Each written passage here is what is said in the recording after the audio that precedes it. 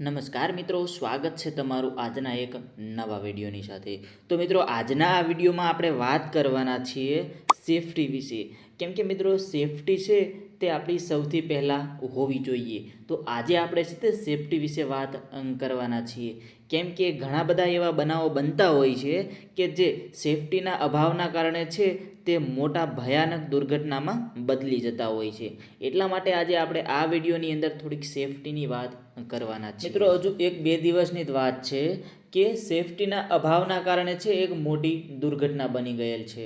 આગળ આપણે જોઈએ કે આ દુર્ઘટના શું બનેલી છે.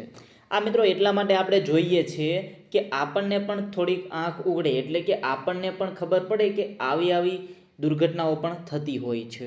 તો ક્યાંક ને ક્યાંક આપણે પણ કાળજી રાખવી જોઈએ. મિત્રો, આ ઘટના ત્યારે બની છે જ્યારે આ ભાઈ છે તે તેમના ઘરે જે સોલાર પ્લેટ લાગેલી છે તે સાફ કરતા હોય છે, ત્યારે આ ઘટના બનેલી છે.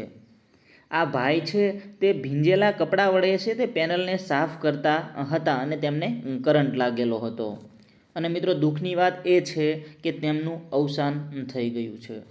તો મિત્ર, આ ઘરના સભ્યો હોય અથવા તો નાના બાળકો હોય તેને આવી ઇલેક્ટ્રિકલ વસ્તુથી થોડા દૂર રાખો. અને જો તમે પણ આવા ઇલેક્ટ્રિકલ વસ્તુમાં કામ કરો છો તો થોડું ધ્યાન રાખો, તમારી પણ સેફટી રાખો. કેમ કે ઇલેક્ટ્રિકલ વસ્તુ છે ક્યારે ફોલ્ટી થઈ જાય તેનું કાંઈ નક્કી નથી રહેતું.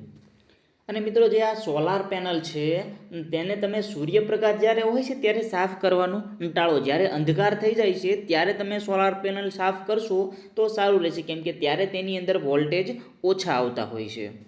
અને મિત્રો, સેફટીને લગતું તમારી પાસે જો જ્ઞાન હોય તો તમે બીજા વ્યક્તિઓને પણ કહેતા રહો કે આપણે આ રીતે સાવચેતી રાખવી જોઈએ, જેથી તે પણ સાવચેતી રાખે અને આવી દુર્ઘટનાઓ ન બને. મિત્રો, આ ટાઈપના વિડીયોઝ બનાવવાનો આપણો એક જ સંકલ્પ છે કે તમે સેફટી રાખો અને બીજાને પણ સેફટી રાખવાનું કહો, જેથી આવી નાની વસ્તુઓમાં મોટી દુર્ઘટનાઓ ના બની શકે. તો મિત્રો, આ વિડીયોને છે તે વધુમાં વધુ શેર કરો, જેથી બીજા લોકો પણ છે તે સાવચેતી રાખે. અને જે મિત્રોએ ચેનલને સબસ્ક્રાઈબ નથી કરેલી તે મિત્રો ચેનલને પણ સબસ્ક્રાઈબ જરૂર કરી દેજો. ધન્યવાદ.